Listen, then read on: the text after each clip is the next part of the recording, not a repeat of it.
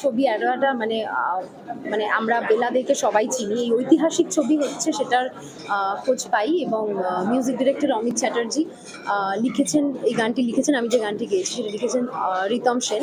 এবং আমার কাছে স্ক্র্যাচ গাওয়ার সুযোগ আসে প্রথম কথা, এবং আমি স্ক্র্যাচটা গাই।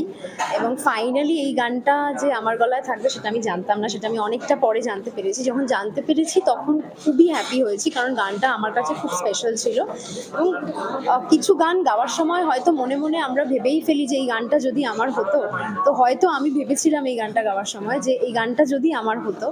তো এই গানটা আমার তো একার নয়, অবভিয়াসলি যারা তৈরি করেছেন এই গানটা সবার, তার সাথে আমার। এবং এই গানটার আমি পার্ট হতে পেরে আমার ভীষণ আনন্দ লাগছে। গানটা সুর করেছেন অমিত চ্যাটার্জি, লিখেছেন রিতম সেন, প্রোগ্রামিং করেছেন অনিতেশ সৌরভ, এবং মিক্স মাস্টার করেছেন অমিত চ্যাটার্জি। তো এই সবাই জড়িত এই গানটার সাথে, সবাই খেটে গানটা তৈরি করেছে। আমিও খুব মন দিয়ে গানটা গেয়েছি, খুব কাছের একটা গান। আপনারা শুনুন, খুব ভালো লাগবে। এবং আমি আশা করব আপনাদের গানটা ভালো লাগবে। যাইবা কইন্যা পরের ঘরেতে, কাইন্দে কইন্যার মা, কি ধন হইয়া জন্মাইলি রে, রাখিতে পারলাম না।